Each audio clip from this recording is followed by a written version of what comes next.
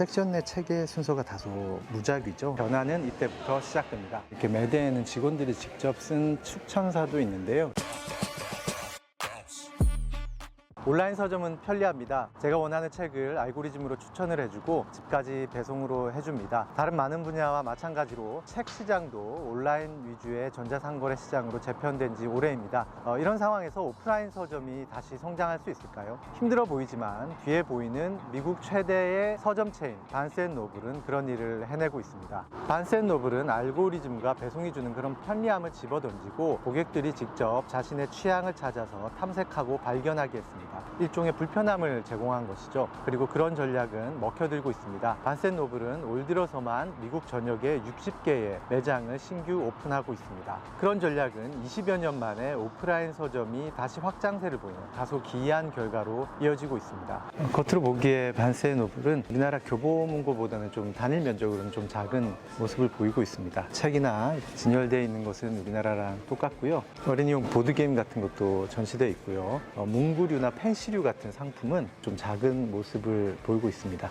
반스앤노블은 반스라는 성을 가진 인물과 그리고 노블이라는 성을 가진 인물이 만든 서점입니다. 그렇지만 진정한 반스앤노블 서점의 시작은 1971년 레너드 리지오라는 인물이 뉴욕 맨해튼 5번가에 있던 반스앤노블 단일 서점 매장을 인수를 하면서 시작됐는데요. 리지오라는 인물은 권투 선수 출신인 택시기사 아버지와 재단사 어머니 사이에서 태어나서 뉴욕에서 자라서 뉴욕대에 입학하게 됩니다. 거기서 낮에는 뉴욕대 서점에서 일을 하고 밤에는 야간대학을 다니면서 학업을 마쳤는데요. 그때 아르바이트를 했던 경험을 살려서 서점 사업을 시작하게 됩니다. 그리고 1971년에 120만 달러의 대출을 받아서 맨해튼 5번가에 있던 반스앤노블을 인수하게 되죠. 그 뒤로 수완이 좋았습니다. 5년 만에 매출이 100만 달러에서 1000만 달러로 10배 성장하게 됩니다. 그리고 그 뒤로 계속 경쟁사를 인수한다든지 신규 매장을 낸다라든지 하는 방식으로 10년, 20년에 걸쳐서 미국 최대 서점 체인으로 성장하게 됩니다. 그리고 1993년에는 마침내 뉴욕 증시에 상장을 하게 되죠. 그때 리지오는 상장을 하면서 직원들에게 스톡 옵션을 다 나눠주고 그리고 그런 것 이외에도 박물관을 건립한다든지 아동보호 지원금을 낸다든지 흑인들을 위한 도서관을 건립하는 사회공헌에 적극적인 활동을 하게 됩니다. 그렇지만 리지오는 1990년까지 확장을 거듭하던 시기에 미국 서점 업계의 공공의 적이었습니다. 거대한 서점 체인으로 포식자가 되면서 독립서점들의 문을 닫게 만드는 주범이라는 비판을 받았던 것인데요. 1998년에는 미국 독립서점협회가 반스앤노블과 그리고 또 다른 체인이었던 보더스를 불공정 관행으로 고소하기도 합니다. 하지만 이런 오프라인 서점 업계, 대형 서점과 독립서점 사이의 갈등은 곧 무의미해집니다. 바로 온라인 서점 아마존이 등장했기 때문인데요. 아마존이라는 새로운 포식자 앞에서 오프라인 서점 업계의 갈등은 무의미했습니다. 독립서점은 물론이고 반스앤노블도 추락하게 됩니다.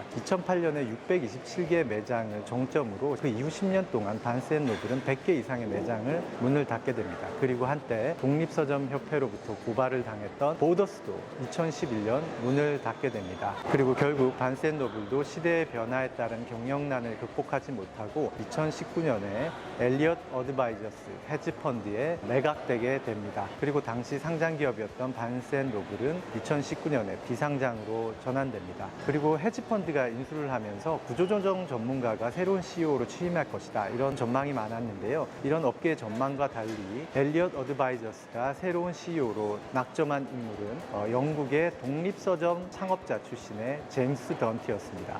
그리고 변화는 이때부터 시작됩니다. 첫 번째 변화는 체계 진열입니다. 지금 보시면 섹션 내 체계 순서가 다소 무작위죠. ABC 순서가 아닙니다. 비슷한 주제를 다룬 책들을 모아두는 구조이기 때문에 사실 책을 좀 찾기는 힘든 구도죠. 이는 의도된 불편함입니다. 제임스 던트 CEO는 원하는 책을 쉽게 사려면 온라인 서점을 이용하면 되지 왜 오프라인에 오겠느냐라고 말합니다. 던트가 원한 것은 고객들이 서점에 들어와서 원하는 세션으로 온 뒤에 원하는 책을 직접 탐색하고 만져보고 표지 디자인을 보고 서문을 읽어보면서 직접 좋아하는 책을 발견하기를 원했던 겁니다. 대신 고객이 원할 경우에는 직원들에게 물어봐서 원하는 책을 물론 찾을 수 있습니다. 그리고 직원들은 고객들에게 자신들이 보기에 좋다고 하는 책을 추천할 수 있는 재량을 폭넓게 부여받고 있습니다. 인공지능이나 알고리즘이 아니라 사람이 직접 책을 추천하는 시스템이죠. 그런 과정에서 직원과 고객은 책에 대해서 논의를 할 수 있고, 이는 온라인에서는 경험할 수 없는 새로운 형태의 발견과 탐색이라고 할 수 있습니다. 이렇게 매대에는 직원들이 직접 쓴 추천사도 있는데요. 이 저자가 어떤 사람인지 설명들도 있고요. 보시면 글자체가 전에 메모와는 다른 것으로 볼 수 있죠. 그러니까 담당하는 직원들이 자신의 손글씨로 직접 책을 큐레이팅하고 추천하는 방식으로 이루어지고 있습니다. 그리고 이것은 각 매장별로도 다 다릅니다. 각 매장별 직원들이 폭넓은 재량권을 가지고 있기 때문에 각 매장은 하나의 독립서점처럼 큐레이팅이 이루어지고 있습니다. 이곳이 이제 입구에 근처에 있는 매대라서 책 판매에 가장 유리한 자리인데요. 이곳은 2019년 이전까지 일종의 광고대였습니다. 가장 진열 수수료를 많이 주는 출판사의 책을 올려두는 것이죠. 제임스 던트는 이런 관행을 바꿨습니다. 출판사 수수료를 없애고 직원들이 추천하는 책을 여기에 매대에 올리게 된 것이죠. 효과가 있었을까요? 그렇습니다. 팔리지 않는 책을 출판사에 다시 반납하는 비율, 반납률은 2019년 이전에 25%였지만 현재는 9%로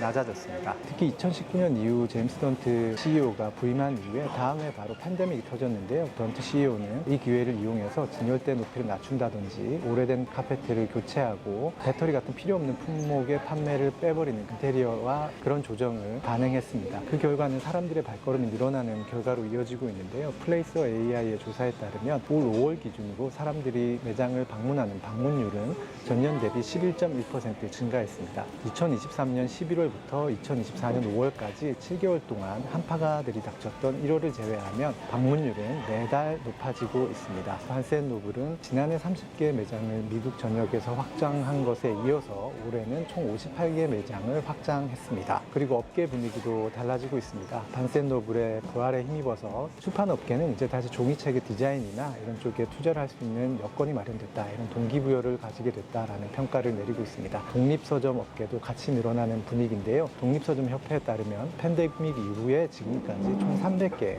독립서점이 새로 오픈을 했다고 합니다. 제임스 던트 CEO는 이 같은 부흥의 밑바탕에는 사람들이 책을 다시 읽기 때문이라고 이야기를 하는데요. 특히 반센노블 매장을 찾는 고객 중에 상당수가 10대 후반부터 30대까지 젊은 층이라고 합니다. 디지털에 가장 익숙한 세대가 오프라인 서점의 발길을 늘린다는 것은 디지털이 제공할 수 없는 무언가가 오프라인 서점에 있다는 것을 이 세대들이 알기 시작했다는 의미일 것입니다. 최근에는 인쇄 잡지가 다시 늘어나고 있다는 소식도 들려오고 있습니다. 인쇄 잡지나 책에서 볼 때의 차이점은 웹에서 볼 때는 아무래도 화면 여러 곳에 광고나 추천 콘텐츠가 뜬다는 것이겠죠. 그렇지만 정제된 콘텐츠를 정제된 형태로 볼 수 있다는 점은 인쇄 잡지와 책의 공통점일 것입니다. 최근에는 생활문화 잡지인 나일론, 그리고 스포츠 잡지인 스포츠 일러스트레이티드, 대중문화 잡지인 바이스 등의 잡지들이 그동안 내지 않았던 인쇄 버전을 다시 내겠다라는 계획을 발표하기도 했습니다. 그리고 나일론은 4월에 재개했던 인쇄 버전이 애초 목표보다 더 많은 판매량을 기록했다고 알려져 있습니다. 이런 측면에서 볼 때 반센노블의 재부상은 단순히 서점 한 곳의 선전을 넘어서는 사회적 흐름을 담고 있는 것이 아닌가 하는 생각이 듭니다. 유튜브나 SNS, 아마존의 알고리즘이 제공하는 편리함, 그리고 광고와 지식에 휩쓸려 가기보다 조금 시간이 걸리더라도 나의 취향은 내가 찾고 내가 필요한 지식과 정보를 고르고 싶다라고 하는 독자들의 바람이 바탕이 되고 있는 것 같습니다. 아마존의 위세에 짓눌리지 않고 설 자리를 다시 마련해 나가고 있는 반센노블의 노력은 아마존에 대항한 반센노블의 반격이라기보다 알고리즘으로 대변되는 디지털 시대에 대한 평범한 사람들의 반격이 아닐까요?